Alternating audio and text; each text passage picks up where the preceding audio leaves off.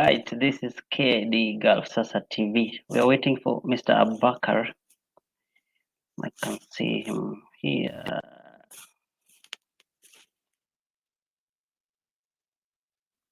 Assalamu alaikum.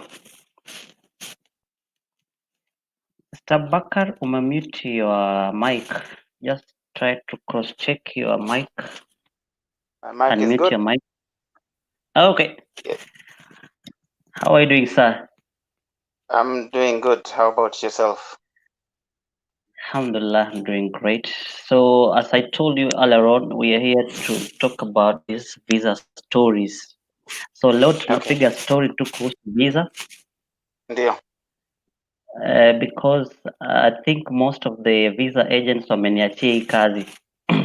I asked so many questions on your behalf.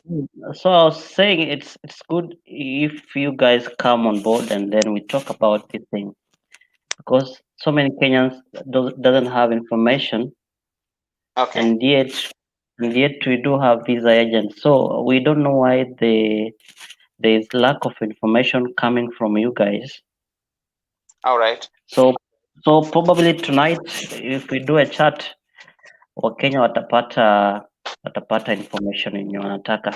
So I just want you to introduce yourself, to introduce your company. I'm pretty sure watu wengi hawajui your company, and I had briefed some guys that I used to work for you actually. Kuna watu wengine hawajui. So please go ahead, sir. Yes. Kwanza kabisa kwa majina naitwa Abubakar Osore Juma. I own Skytrack Travel Agency. It's in Nairobi, but I'm based here in Dubai. So the purpose of me being in Dubai is to transfer or to get more customers that are either here in Dubai or those who are back home that want to come to Dubai. I've been very active since 2005. That's when I started doing visas in UAE. And up to that time, I must say a lot of companies have formed while I'm seeing people who are my agents before have managed to open their own companies, and we have cooperated in doing visas. Some have opted to do to go on their own, and we kind of help each other whenever the need arises. Okay. Yes. So I'm pretty sure you guys get the first-hand information from the immigration. So what's happening with the visas, with the Kenyan visas? As you are well aware, there was I think 3 weeks ago, a certain category of countries that were blocked to get visas. And Kenya being one of them, we have started experiencing problems of getting visas. However, last week, they kind of walilegeza kamba kidogo. So we can get visas for families, we can get visas for accompanied the family, husband, wife, and kids, or kids and a mother alone. And within no time, I think things will normalize, hopefully. So what you're trying to say, so in short, what you're trying to say ni visas zinatoka. That's the question I usually get. Visas zinatoka ama hazitoki? Yeah, zimeanza kutoka. Although zinakuwa na utata kidogo kutokana na masharti ambayo yamewekwa kwa sasa. Unapata kuwa visa nyingi sasa zinahitaji certificate of good conduct.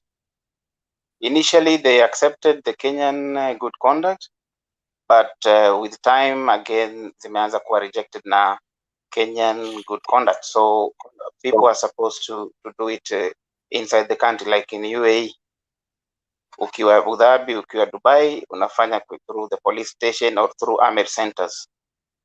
Yes, I think the things are going on smoothly, isipokuwa ni lack of information or breakdown of communication ndio inafanya watu wanakuwa na wasiwasi. Okay, so let's say for example mtu yuko Kenya atapataje nini UAE visa nini good conduct, because si wote wanajua wanafaa wachukue hivi, because umesema pia the Kenyan good conduct inakuwa rejected. Mtu yuko Kenya, how will you Kenyan good advise? conduct inakuwa rejected kama inafanyika within UAE, but when you are outside inakubalika. Okay. So labda kwa mradhi niweza kuku correct kidogo. Wale wako nje they can attach good conduct ya Kenya, lakini wale wako within the country, mbeleni tulikuwa tunatumia good conduct ya Kenya, but saizi a good number of them get rejected, so inabidi tena mtume mtu Amir Center ama police station afanye fingerprints apate good conduct. Yes. Hii visa sikupati. kuna okay, unanisikia?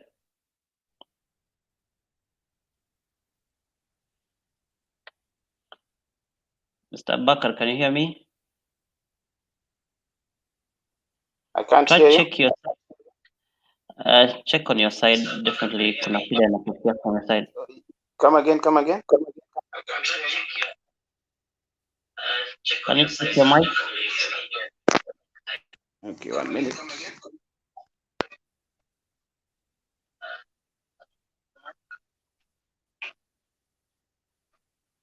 Ama nitoe mic maybe.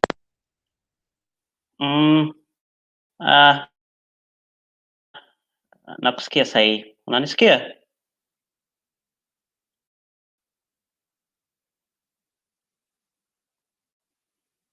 I can't hear you, Mr. Abubakar. Sorry. Jaribu kutoa pengine mic. Can you hear me? Sawa. Sorry.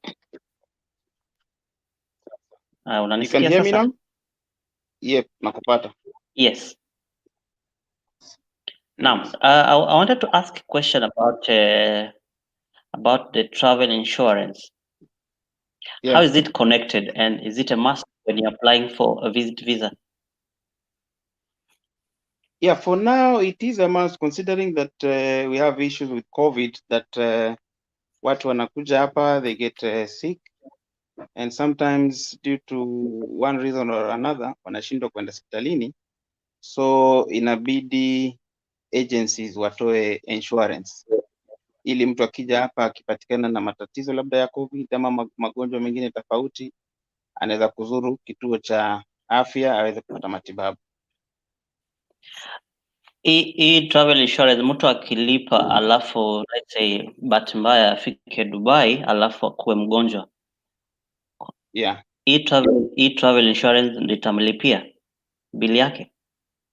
Yes, hii travel insurance inalipia ugonjwa, inalipia admission, inalipia pia labda tuseme uko bahati mbaya akifariki, kuna insurance about 150,000 dirham ambazo zimetengwa kushughulikia hiyo gharama.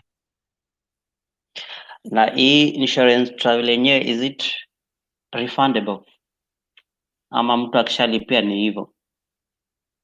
Mtu akishalipia mara nyingi inakuwa unalipa ile premium, ukicancel una cancel tu ule wakati ambao umelipia.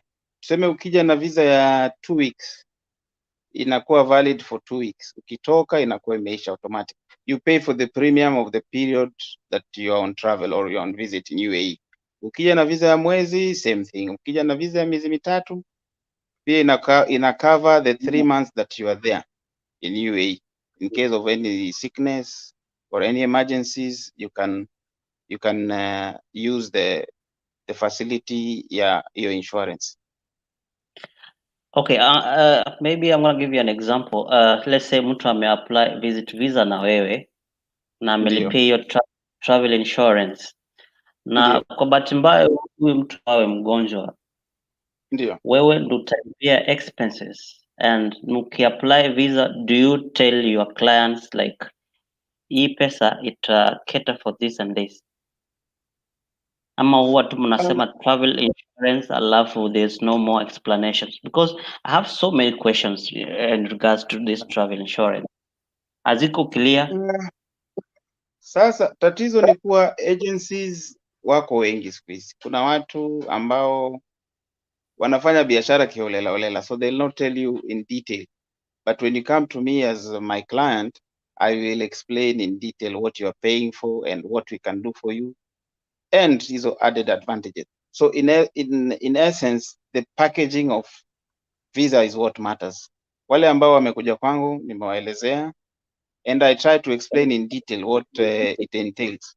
You pay for the visa, then there's the extra charge, maybe tuna charge, sometimes tunakupatia a one off payment, lakini saa zingine unapata mtu anakuambia niko na insurance tayari, ama anakuja kutembelea bwanangu iko na insurance, so we give a discount on that travel insurance. Okay. Yes, so watu wengi hawaelewi kuwa it's connected with the visa right now. Sasa mtu akipost kama agent, kuna hiyo visa ambayo inatakana agent awe very clear with you, akutumie policy number, akutumie iko na jina lako, iko na duration ya time unakuja nayo, but sometimes wengine wanatumiwa visa wanakuwa hawana. So either at the port of entry or mahali unatoka Kenya, tuseme ndio sangine ule check-in agent anakuelezea do you have insurance, because it's a requirement right now through IATA. All agencies wamekuwa informed you need insurance to come to UAE or any other countries for that matters. Watu wamebadilisha, sio kama zamani you just take your visa and come to UAE.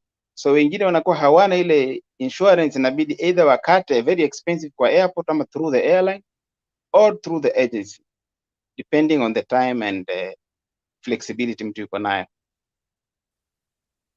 Alright, kuna mtu amesema alikuwa huko nini Rashid, akasema let me just try to pull the question here. Anasema alikuwa Rashid, alafu kuna mtu alitoka Kenya, she was very sick and she was told to pay and go claim back home. Is this information true? Let me clarify. Insurance kwa wale wanaojua inaonesha kila hospitali itakwambia we accept this number of insurances. Tuseme kuna A, B, C and D and E is not covered in that particular hospital. So unaweza kwenda tuseme Rashid Hospital, but the insurance that the travel agent has given you doesn't cover that government hospital, it covers a private hospital. So sio kuwa it's not recognized, it is recognized, na probably akimwambia you have to claim back home ni labda ile insurance ameichukua at the airport or the airline in Kenya. So sometimes wanakuambia lipa pesa yako then you claim back in Kenya. But what we have here is a policy that allows you to visit any establishment ya health ambayo inakubaliana ama imesign mkataba na that insurance. Insurance iko nyingi, aina nyingi. So unaweza kuwa na insurance ambayo labda ukienda NMC it's not recognized, ama ukienda kwa chemist fulani utaona umeandika the list of insurance that are accepted. Yes. Okay, kuna tu watu wanauliza hapa the amount of insurance yenye agents mna charge.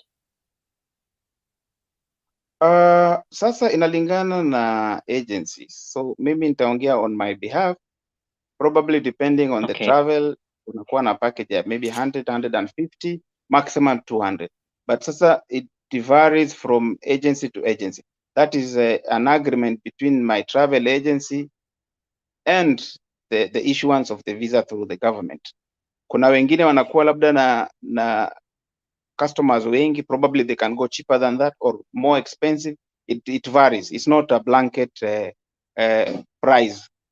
Kama vile unaweza kununua insurance, unaenda kwa insurance broker, it's a brokerage kind of arrangement. Kuna wale watakwambia 150, wengine watakwambia 200, wengine watakwambia 250 depending on the particular travel agency una deal nayo.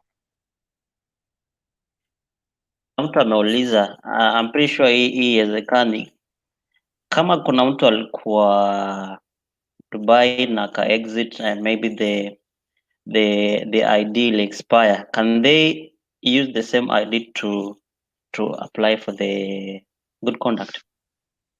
Yes, yes. In the link ya polisi ya kupata good conduct inakupa option ya ID number ama UID number ambayo ni visa number.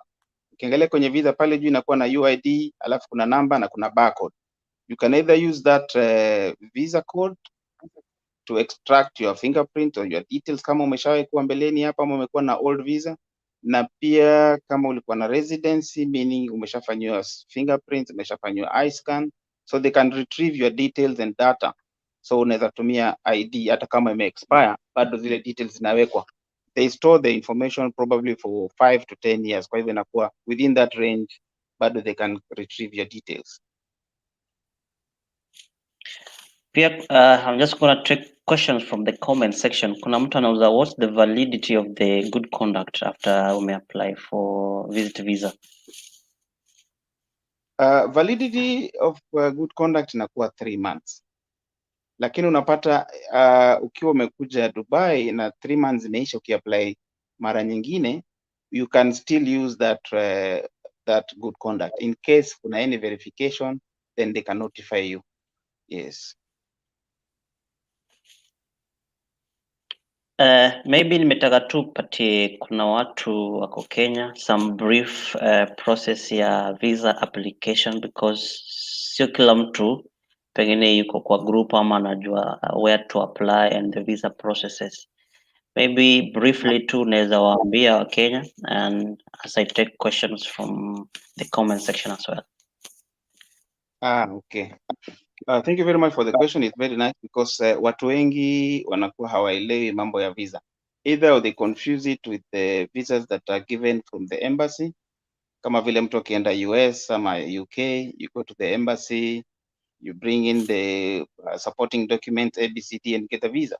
But in UAE, you find the arrangement is different.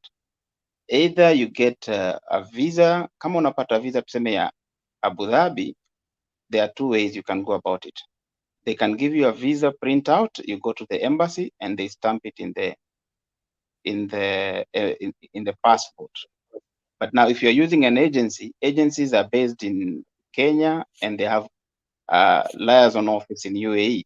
So they post the visa for you, including the insurance. Alafu within a matter of 3 days to a week, probably visa ikitoka, then you are given that visa. That is an online visa whereby upon arrival, when they scan your passport, because all passports now are readable, ziko na barcode, it will retrieve the visa that you had before.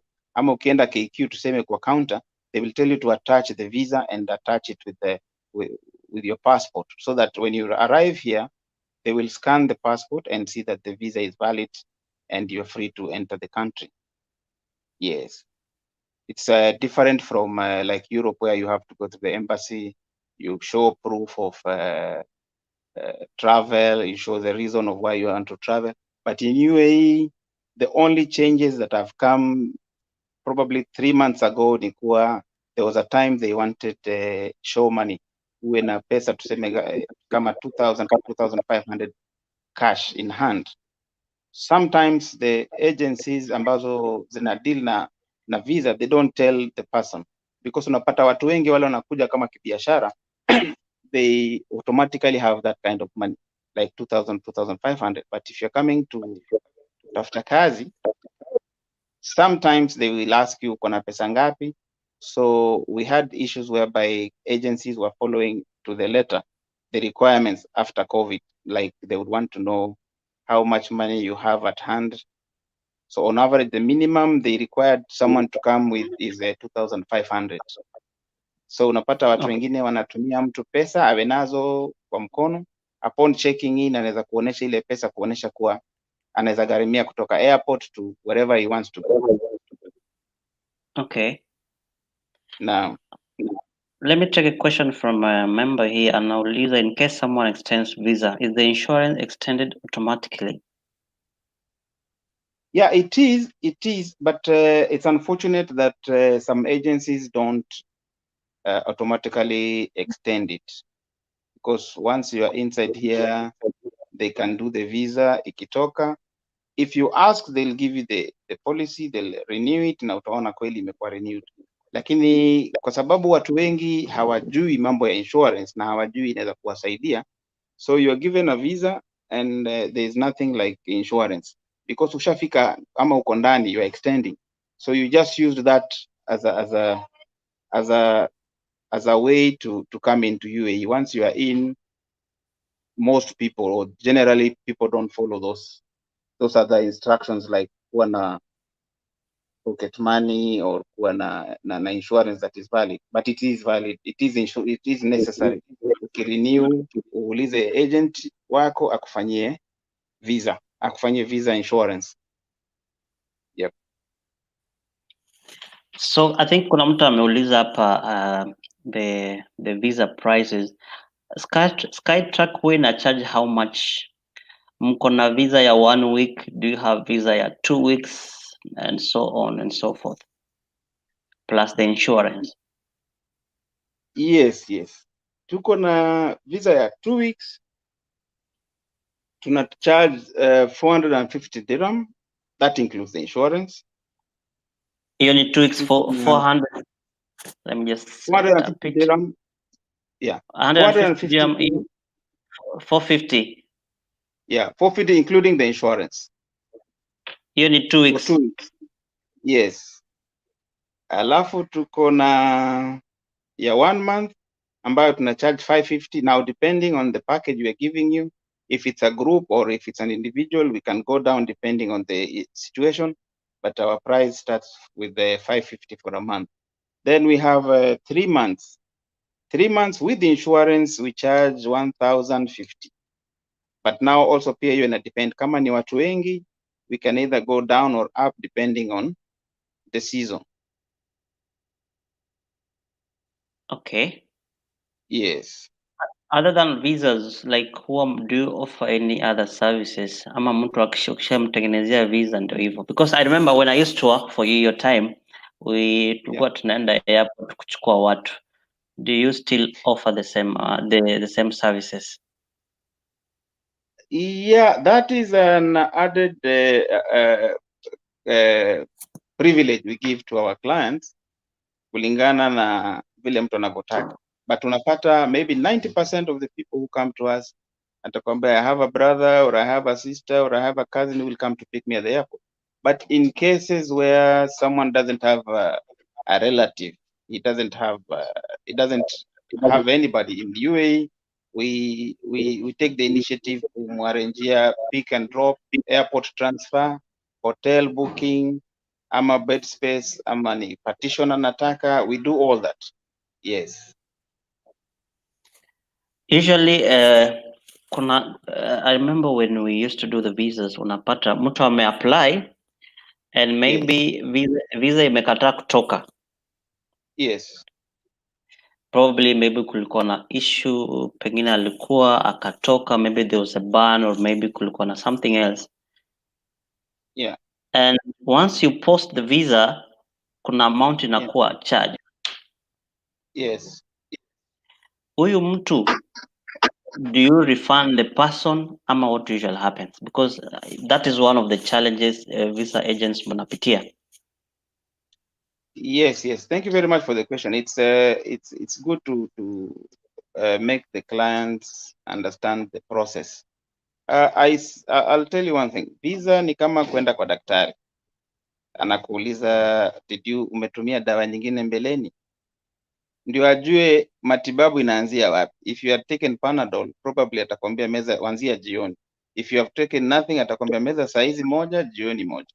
But you find most clients, probably either due to them not understanding the process, hata kuambia alikuwa Dubai mbeleni ama alikuwa na issues na kampuni, so anakuja tu, unafikiria labda ni mtu anakuja mara ya kwanza, you post the visa, then the system now tells you the documents required.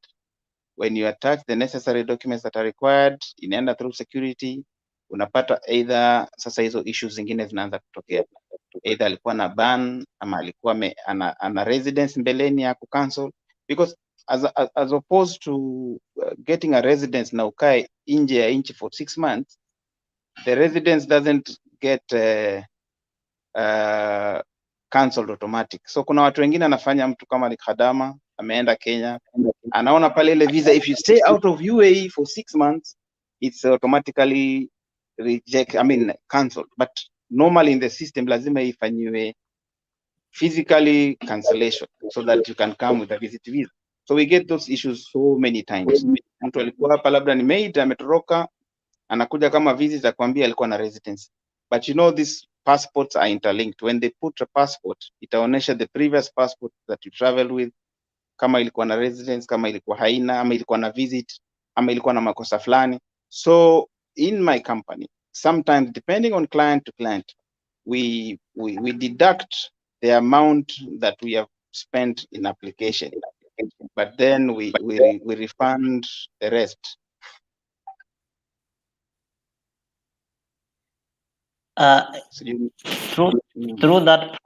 Through that process, nakuuliza, let's say for example you're charging 30,000. Yes. What percentage do you deduct? Ama you deduct the amount yenye imekuwa charged kwa immigration? Tuna charge the amount imekatwa kwa immigration. Now depending on if it's a 2 weeks visa or if it's a 1 month or if it's 3 months. So normally on average kama ni ya visit unapata kama ni ya mwezi tunakata kama 650. Naelewa? Okay. That is about 650 plus VAT and everything, tuseme on average 700. The rest tunamrudishia customer. Lakini now it changes from one agency to the other. Kuna wale wengine terms and conditions are different, whereby when you apply and you have issues you did not tell them, they are not responsible. Wanakata kila kitu. All right, let's take one question from a member here now. Lisa, at what point will one be put on absconding, and what are the advantages and disadvantages of absconding? Absconding comes when you get a visa that is on residence probably and you abscond. Kwa abscond kumaanisha either you did not renew or did not follow the terms and conditions of employment, ukatoroka. You absconded, umetoroka kwa tajiri. So ukiangalia haina advantages zozote, ila ina disadvantages, because the disadvantage ni kuwa when you want to regularize the system, you have to look for the person who has paid for the absconding, because absconding is paid by the person amekufanyia visa, so that na yeye kama tuseme ni mtu ana quota ya watu 4 amekuapplyia, umetoroka, umeabscond, he or she has to pay for absconding ndio aweze ku maintain ile quota ya watu 4 wake alikuwa amewaemploy, kama ni wafanyikazi, kama ni kampuni. So unapata companies have a obligation to put someone on absconding kama haja renew visa ama haja change status from their visa to either visit visa ama hajatoka. Yes, so haina advantage, ina disadvantage, because we encourage people not to abscond or not to run away from their sponsors for that matter. Let's assume mtu ameapply visit visa na wewe na ime expire and maybe you are not in position to renew. Can that person renew the visa with a different agent? Yes, it's very much possible. Okay. If I make a visa with you and you didn't like my services or you get a cheaper place, you can go to another agent who will give you a new visa. But now the challenge comes when you have done 3 months and you want to extend 1 month. So when you want to extend 1 month, probably I'll give you a cheaper rate because I'll just be extending the same visa, as opposed to you going to a new person with a different card for application, atakucharge probably more because that's a new entry in the system. So unapata watu wengine they wamekuja 3 months, anataka ku extend 1 month, amepata kazi, anaambiwa just extend 1 month, we will make you the residence. So unapata kwa either kutokuelewa, anaenda kwa mtu mwingine anafanyiwa a new visa, anachajiwa more money as opposed to getting the person mwenye alikufanyia visa akufanyia extension, probably anaweza kupa kwa a cheaper price. Okay. Pia kuna mtu ameuliza hapa, like according to your services with these visas within the country extension, mtu ameuliza what about changing visa within the country without exit with insurance, what is the price? what are your charges?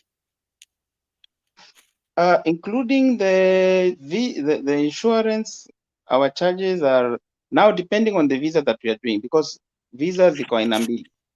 Kuna ya Abu Dhabi ambayo ina utata na inahitaji mara nyingi good conduct, inakuwa 1650, alafu natupatia na certificate of good conduct, ambayo katika hiyo 1650 we include the insurance. Na kuna ya Dubai ambayo they don't require the good conduct, so we charge 2200 including the insurance. Okay. Yes. Kuna mtu ameuliza hapa swali, I don't think it's possible, but maybe akisikia from you atakuwa satisfied. Kuna mtu anasema akiwa na visa from another Gulf country, can I apply for Dubai visa? I think ni possible, but maybe anataka kusikia from you. Yeah, ni possible. Yeah. I think maybe amekosa kuelewa vile anavyouliza hiyo swali.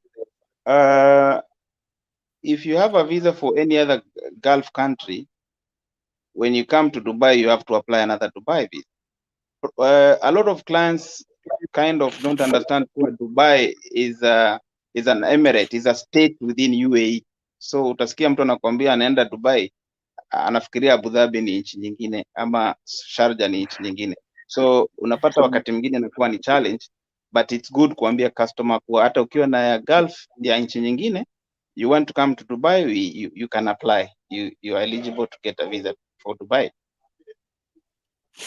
Okay, umesema you have 1 month visas, ndio? Ndio.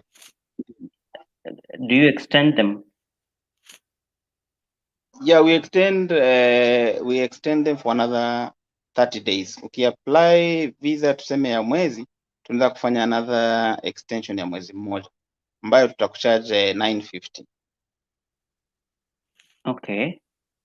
Yeah. Na hii good conduct, does it apply? I think I'm gonna read the question here. I think pia unaiona. Anaitwa David. Do holders of residence visas require certificate of good conduct to renew their visa?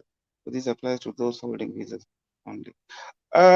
Let me clarify one thing. This good conduct, it's an artificial intelligence requirement through the system. It's not like everybody has to have it. You can apply 10 visas na mbili peke yake ndo ziitishe hiyo certificate of good conduct. Probably the facial identification or the eyes or the names zikiwa zinakaribiana na mtu labda ambayo wana wasiwasi na yeye, the artificial intelligence picks that name, unaambiwa ufanye certificate of good conduct. Watu wengi hawaelewi kuwa kuna hiyo artificial intelligence ambayo iko kwenye system, it randomly picks. That's why unaambiwa ukipiga picha kaa mpole, kuwa smile. Kuna watu wengine sura yake ni ngumu mpaka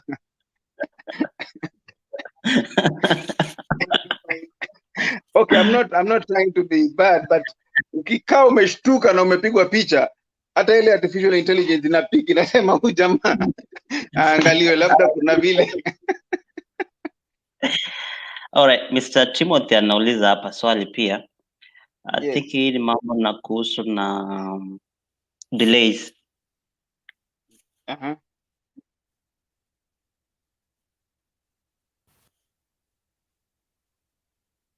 Overstay is normally a responsibility of the traveler, not the travel agents. Because tukikufanyia visa ya 30 days, uchelewe, those overstay days ni wewe mwenyewe umechelewa. Unajua visa ni ya mwezi mmoja na umepitisha. So the overstay is normally the responsibility of the visa holder, not the agent. Yes. Let's assume kuna hii uko umeapply is it 3 months 3 months visa, alafu at what point do you need to renew the visa? Ama client like ukiapply wewe unawaeleza anafaa renew visa ikibaki siku ngapi, ndo in case kukue na delays haingii kwa overstay. Yeah, okay, visa ya 3 months inakuwa normally for 90 days, then kuna 10 days grace period. This 10 days grace period ni za kuwezesha mwenye visa either ku-extend visa ama kutoka to change to another visa. Unapata kuwa ukija for 90 days probably kunaweza kuwa na holiday in between, so within those 10 days kama hata kuna travel booking ama cancellation ya ndege, they assume those 10 days utakuwa umesha rectify. So what I do normally, I tell customers visa ni ya 3 months. After 3 months the 10 days grace period utaniambia kama nita extend ama ulipata kazi ufuatilie residence ama to extend another 1 month so that you don't get yourself in problem ya overstay, because as opposed to getting a new visa, if you extend after the 10 days baada ya miezi mitatu, it's cheaper to do a 3 month to do a 1 month if you are waiting for employment, as opposed to uambiwe na kampuni ngoja, then the charges are very expensive because it's 250 for the first day, then each day is 100. So unapata kwa kila siku ikiwa inaongezeka na shilingi 100, it's very expensive as opposed to just paying let's say 950 for another 1 month, ujue you are safe, you are clear. Nakumbuka there's a time ulikuwa unakimbizana na ulikuwa umeapply visa za watu, alafu ikifika time ya kurenew unapata wamekemboi. So pia I've seen the same question here. What happens to such a scenario? Now that is now the bigger challenge for visa agents, because now the government gives you a leeway of 2 weeks. After 2 weeks unaanza kupata system yako ya kuapply visa zinakuwa delayed ama zinaanza kuwa slow, meaning uko na mtu ambaye yuko kwa kadi yako ambaye anazuia visa zako kutoka. Alternatively, wengine kama wanakufanyia visa umesign contract na Danata or Etihad, they will stop giving you visas, manake watakwambia you have so many overstay, so it's for you to pay the fine or umtafute ule mtu ujue tatizo liko wapi, sababu people overstay due to various reasons. Unaweza pata labda ignorance is one of them, labda ugonjwa is another, third labda amepata kazi na wamemwambia tupatie passport, everything is taken care of, so anakuwa unaware kuwa the visa is expired, anafikiria labda akishapeana passport is home and dry, visa yake sasa iko kwa kampuni. No, it has to go through a process. The process involves medical checkup, it involves stamping of the visa, it involves change of status from visit visa to employment visa. So unapata actually it's ignorance ama, but kuna wale tu wanakuja anajua mimi nikifika Dubai lazima nikemboi.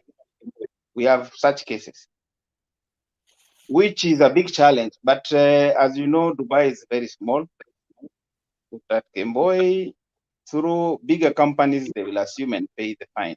But if you deal with small companies or companies ama hustlers kama sisi, will have to track you down, my friend. Itabidi tukupate. It might take us a while, but we'll get you. We've had cases where mtu ame overstay, tumelipia absconding, alafu anakuja anapata kazi. Sasa akija kupata kazi, they apply, the visa is rejected. Anaambiwa no, there is absconding in the system. Go and look for Mr. Abubakar who put the absconding. I had a case of a lady alipata kazi na du, alikuja hapa aka overstay, nikamtafuta akajificha.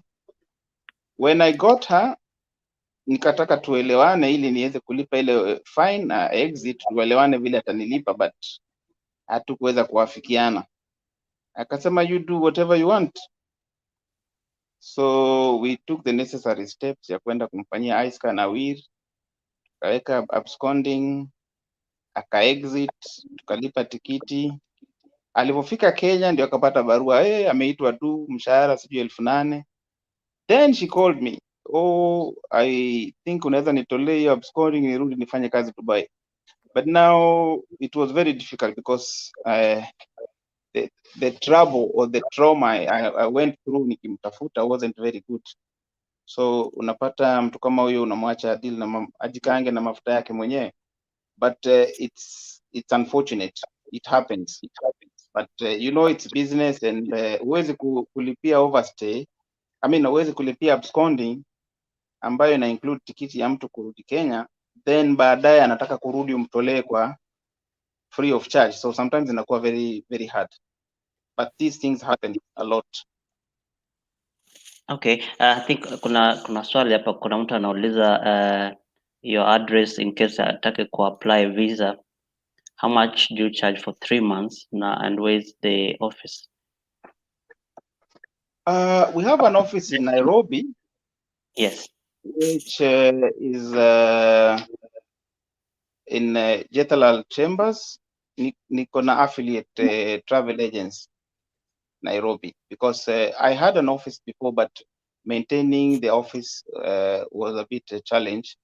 Nikawa nafanya online, so I do it online. In most of my customers, I get them online, ama nawatuma kwa hiyo nini, iko Jetalal Chambers 4th floor opposite Jamia Mosque. When they go there, they will be served like ni kama mimi ndio nawahudumia, because I give visas for the same company as well.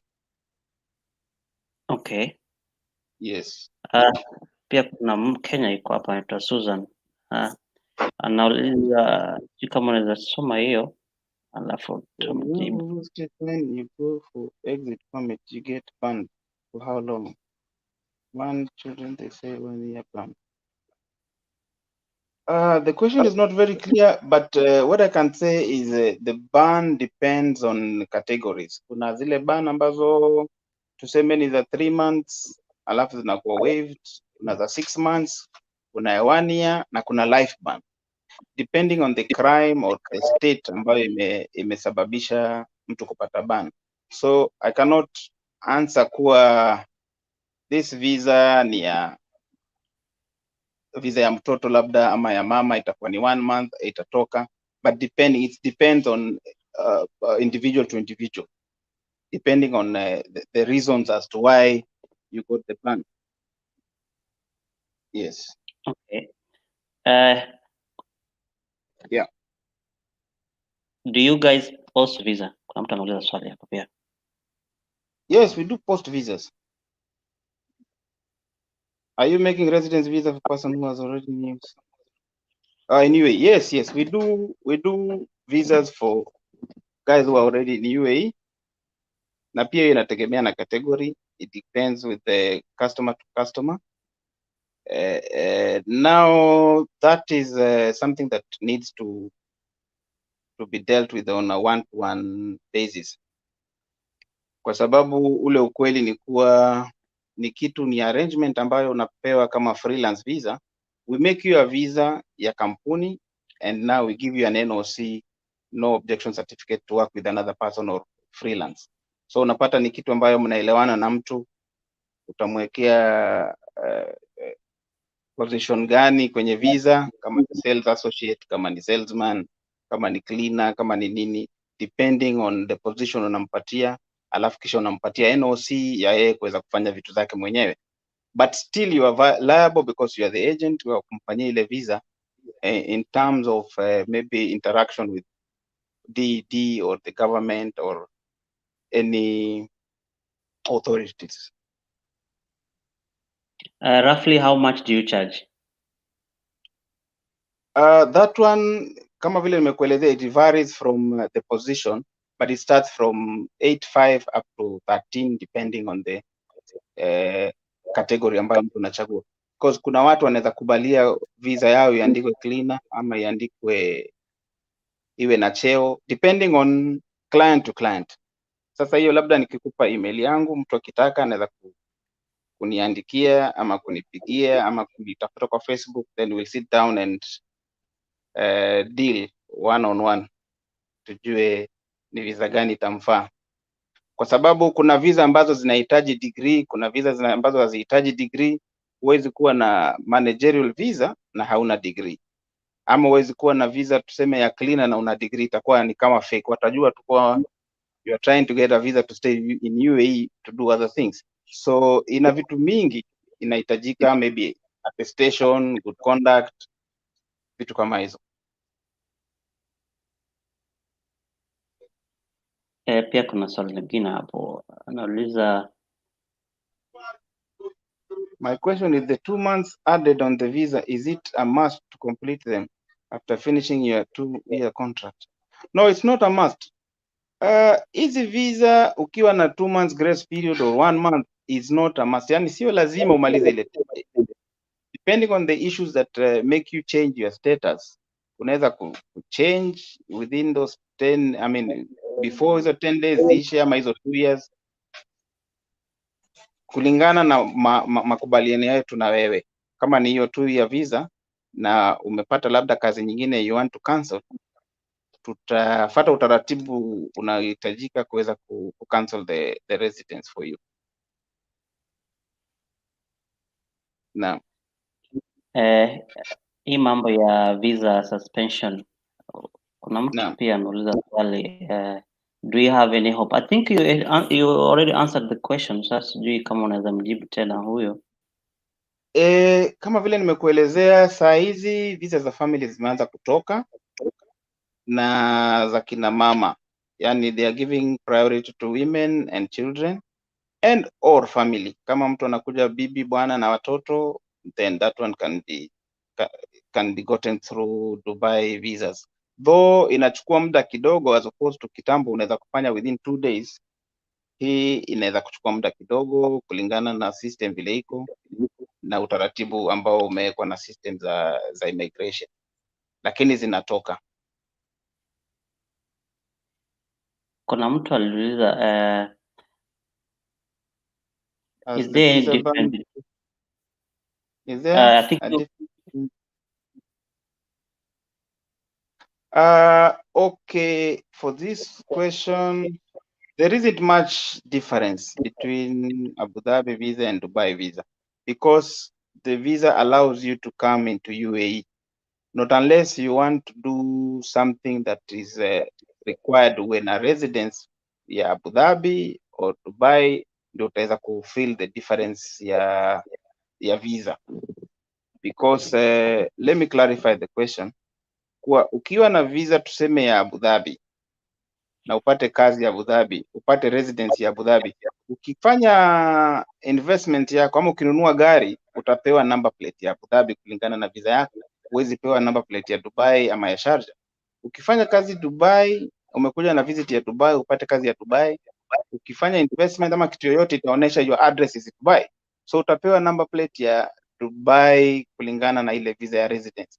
But with visit visa is just an allowance or kukubaliwa kuingia UAE. Once you are in UAE, you are free to move from Abu Dhabi, Sharjah, Dubai or wherever. Yes. Nafikiri huyu pia miss the previous nation. If my visit visa inakaribia kuisha, let's say 2 weeks to go, alafu unapata kazi na process inachukua muda mrefu kupata visa, kampuni ikisema ni wait, do I renew the visa ama as long as nitakuwa now this question pia ina depend na kampuni. There are those companies that will take you na utaona date of joining is probably before your visa expires, and now they will take responsibility from there going forward, though it also depends from company to company. Kuna wengine watakuandika kazi the day you have done the medical and you have your visa and Emirates ID, that's when they take full responsibility for you. So I would advise those who are looking for a job, wamepata visa ikiisha, they clarify with the person making the residence, are you responsible for my overstay or do I renew my visa? So unapata watu wengine they don't take liability. They will tell you no, we've applied the visa but we don't know when it will come out, because Kenyan people have issues ABCD. So you find if they really are interested in employing you, na wana apply visa, tuseme itakuwa rejected. Now the rejection is like a divorce. There is no connection between you and that company, so there's no way they can pay for your visa, your overstay. So in order for you to be in good books, wamekuapply a visa, the few days remaining, probably extend for a month or make another visa. Ungoje, it's better to be safe than sorry, sababu wanaweza kuapply residence, then you're already on overstay, then the visa is rejected and they tell you, oh, we are sorry, we we are canceling the offer letter because the visa was rejected.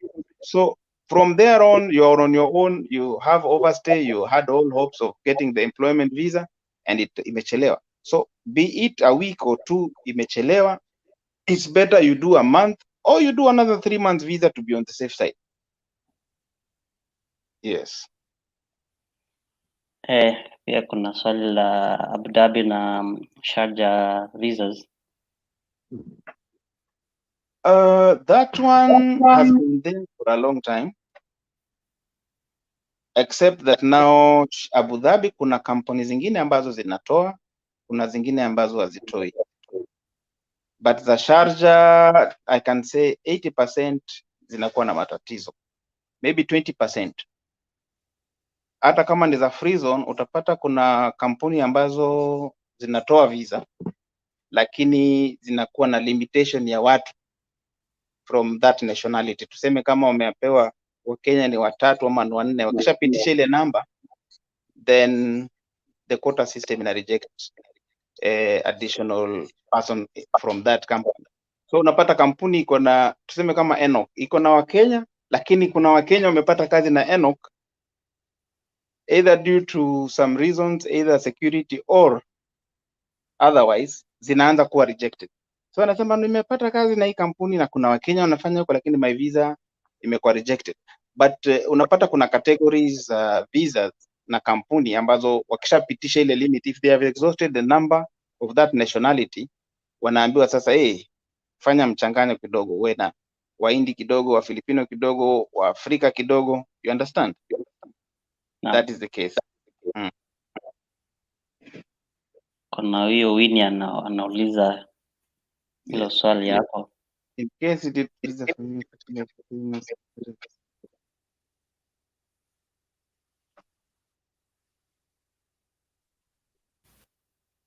a kwa wale ambao tumewafanyia visa na tuseme due to one reason or another wameshindwa kurenew, badala ya kuwawacha wawe on overstay ama wawe na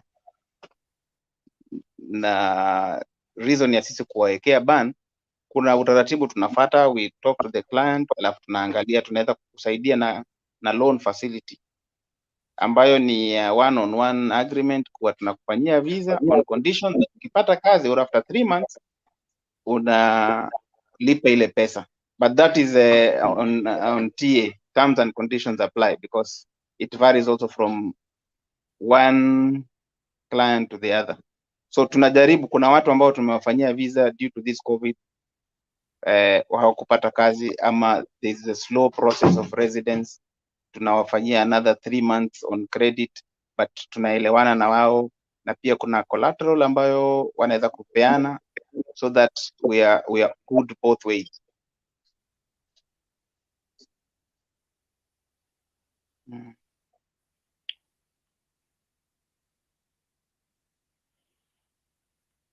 Okay, naona Susan Wanjiko anauliza that the ban, your life ban about absconding, if you pay the overstay fine for absconding, does that lift the ban automatically, or you need to look for the person who gave? Absconding, it has to involve the person who paid for absconding.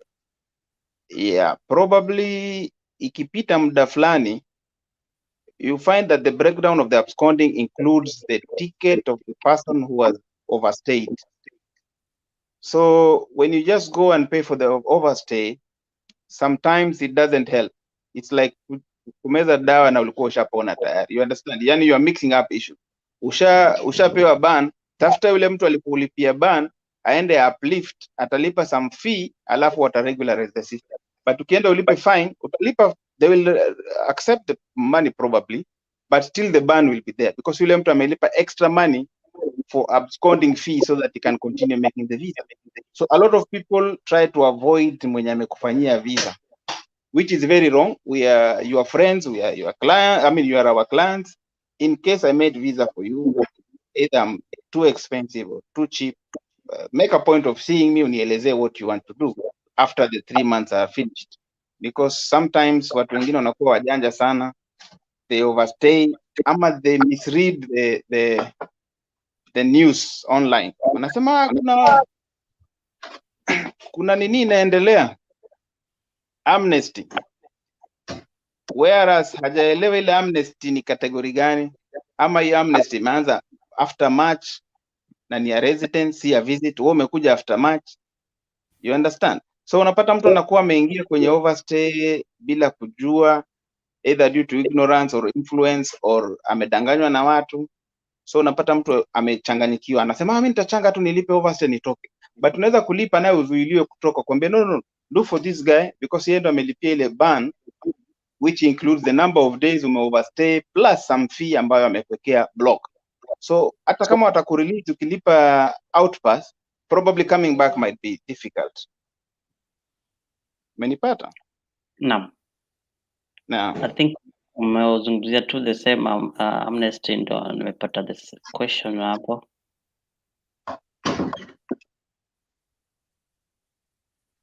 Okay, the amnesty is given for both Dubai and Abu Dhabi.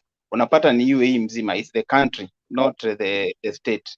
Unapata kama ni amnesty inakuwa imetangazwa either Dubai wanaanza, alafu Abu Dhabi wanafuatilia. So it's something that they agree in their parliament or in their majlis kupeana amnesty for people who have overstayed kuweza kutoka.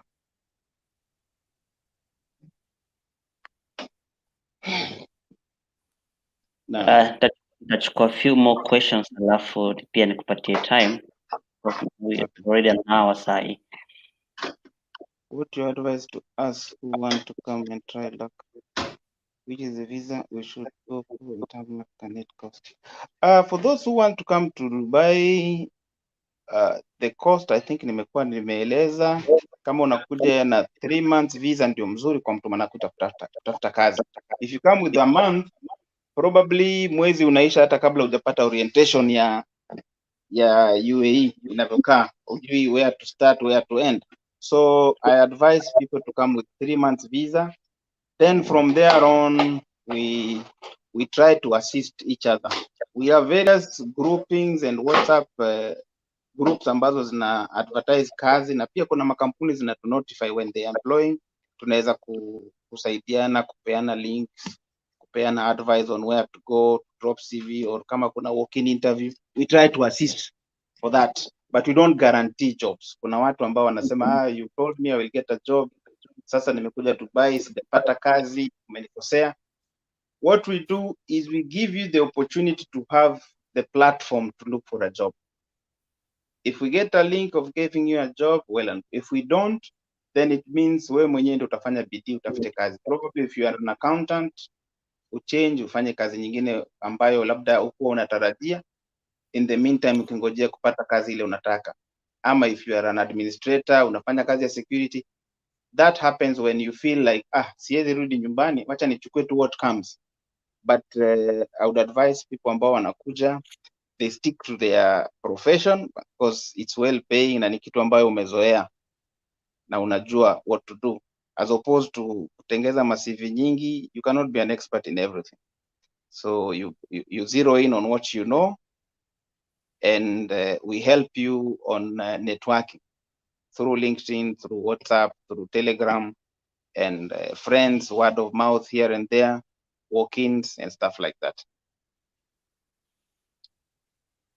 I think that's the last question tutachukua from the members alafu yeah. So if your visa imeeleza another profession tofauti na job uliyopata, so inamaanisha employment visa haito.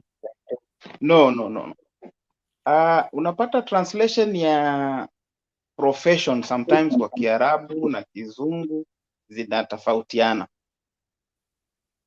so the profession really doesn't matter, but ukishapata kazi they zero in on what your profession is. That's why they require your documents, na uwe umefanya attestation ya makaratasi zako ndio wakupatie ile kazi unatakana ufanye. Yeah, a lot of people get confused, wanatengeza CV kibao, anasema yeye ni IT profession na labda hata kuwasha kompyuta ni tatizo. Sasa akienda kwenye interview anashindwa hata kuwasha ile kompyuta, inakuwa matatizo. Alafu inakuwa aibu kwako wewe mwenyewe umechukua profession ambayo haustahili, lakini kama you know what you're doing na una apply visa, inaandikwa the profession that you know, ama ile kwa passport ama kitu ambayo umesomea. Naona wakileta kwa niwapakie Vaseline. Anyways, kuna mtu anauliza the challenges zenye mnapitia and what advice do you have for Kenyans? The advice I would have for Kenyans ni kutafuta authentic information, because there's a lot of stories going on around the social media ambayo hazina ukweli. Utapata wanasema visa saizi za Wakenya hazitoki, ati sijui unless umefanya hivi na hivi na hivi. Ukimuuliza mtu ametoa wapi hiyo information, mostly hajui ama asikii. So in case someone has any question or any doubt, anaweza kunipata kwa email yangu, nitakupatia, ni abu@bountyhunterdeals.com. Abu small letters @bountyhunterdeals.com. Aniandikie email, whatever challenges, whatever question yuko nayo, I will try to answer. Na kama pia anataka visa, anaweza nipata through that email or my website, then I'll try to see how to help him or her. Yes, matatizo yako mengi. Wakenya ambao tumewapata wamekuja hapa wamekwama, tumejaribu kuwasaidia kurenew visa zao ama kuchanga pesa waweze kurudi nyumbani, because it's hard to stay in a country where you don't have a visa ama documents zako zime expire. So we advise people to go back home and you try another time. Kuna mtu amesema kama unaweza rudia the email, na alafu pia kama kuna namba ya ili wanaweza kukupata through. Yeah. Namba ile wanaweza nipata ni 055 690 0208. Unaweza rudia tafadhali? 055 690 0208. Na pia kuna WhatsApp number ambayo ilikuwa namba yangu ya kitambo 052 780 70007. 052 780 70007. Na kuna email ambayo nimekueleza, abu@bountyhunterdeals.com. abu@bountyhunterdeals.com. Sawa. I think hiyo ndio the very last question ni history ya Kadama. Na history ya Kadama imefanya mpaka nimepoteza weight. Hata mimi nilijaribu nikapoteza weight, alafu nikawachana nayo nikarudi kawaida. Kadama, it's a sensitive issue ambayo wao wenyewe wanakuwa na grouping zao, wanakuwa advised tofauti. Kwa wale wajui, Kadama ni house managers. House managers wanakuwa ni watu ambao wanatumika kwa kazi za nyumbani, na wengine wanaambiwa ukishafika fanya mwezi moja, toroka, enda embassy, fanya hivi, then baadaye inabidi wamejipata kwa matatizo ambayo they never knew. Unakuwa wewe ni kemboi, huwezi kutumiwa pesa uende kuchukua dhahabshil, huwezi enda any exchange kuhudumiwa. Ukiwa mgonjwa huwezi enda kuhudumiwa, unajificha. Na saizi kuna misako inaendelea ambayo inashika watu ambao wako na overstay, so unajipata huko kwa utata ambayo you never really expected. So ni bora utumie agencies ambazo zinajulikana. Saizi kuna agencies ambazo ziko affiliated na UAE government ambazo zinakuleta na zinakupatia contract, unasoma, unajua unaenda kufanya kazi hours ngapi, uko na off, utapewa passport yako, bla bla bla. They are trying to enhance the system iwe very open, as opposed to unaletwa na agent, haujui unapelekwa wapi, contract imeandikwa kwa Kiarabu, haujui kusoma Kiarabu. Ukija hapa inabidi tu sasa uhepe, kwa sababu kazi ni nyingi. Unaambiwa mimi sikujua nitaosha gari 3, sikujua nitafanya ABCD, nimeamua nitoroke. So wengine wanakuambia toroka, then you find yourself in problems. I believe ukiweza kuambia ule tajiri either whatever kazi anakupatia haufurahii, na upigie consulate, upigie polisi, kuna mashirika ambazo zinaweza kukusaidia kutatua hiyo problem, wa cancel visa kwa uzuri, urudi nyumbani, then you can come back later, as opposed to running away, umwachie tajiri yako passport, alafu kuna ujanja watu wanafanya, unasema imepotea, then you try to apply another one, forgetting kuwa ile ya kwanza details zako ziko kwa system ya immigration. So unakuja kupata kazi nyingine, lakini wana apply visa inakataa. Kumbe ulikujaga na visa, umeachia tajiri, na hizi vitu they are connected. So unapata mtu anakuapplyia residence ama visit haitoki, lakini haumwambii ukweli kuwa nilikuwa khadama mahali nikatoroka, ile passport nilikuja nayo ni imebaki kwa tajiri. Sasa najua kuna maswali mengi sana from Kenyans, but hatuwezi yajibu yote, so probably next time inshallah we'll create time for them. Mimi nataka kusema thank you very much kwa kuvolunteer because Wakenya wana lack information. So if we have this kind of sessions, itakuwa rahisi kwa Mkenya yuko nyumbani kupata information, si tu kusikia mara mtu amepost vitu hana facts. So if we hear from visa agents, at least tutakuwa na information pia ya kupass when we are asked by the group members. So mimi nataka kusema thank you very much for coming through, and we hope inshallah next time pia uta create time. So before we end up the session, pengine tunataka turudie ya vile watu wanaweza kukupata, ndo maybe you can have some businesses with them. Okay. Nashukuru sana kwanza kwa kunipa fursa ya kuweza kueleza Wakenya mambo ambayo yanahusiana na visa. Mimi napatikana kwa namba ya 055-690-0208. Itarudia tena 055-690-0208, na niko na WhatsApp namba pia kwenye same namba ama nyingine 0527807007, na niko na email address ambayo ni abu@bountyhunterdeals.com, ambayo naweza kujibu within 24 hours, nitakujibu whatever that is required. Na mimi mwenyewe niko available, ukinipigia simu uko na matatizo yoyote ambayo naweza kutatua, ama unataka ushauri, ama unataka counseling, ama unataka tu advice, tunaweza kusaidiana. Kama ni kitu ambayo naweza for free nitafanya, kama ni kitu ambayo nitakucharge for my services, I will also let you know. Yes. All right, sasa thank you very much sana kwa hiyo opportunity umenipatia, and I'm ready to help Kenyans. I've been here for the last 17 years, and I think that is enough experience and challenges that I've faced ambazo naweza kujaribu kusaidia or to be a source of information for Kenyans who have problems in UAE. Thank you very much. All right, thank you very much Mr. Abubakar, inshallah tutaongea tena. Haya, asante sana. Okay, shukran. Bye bye. Bye bye.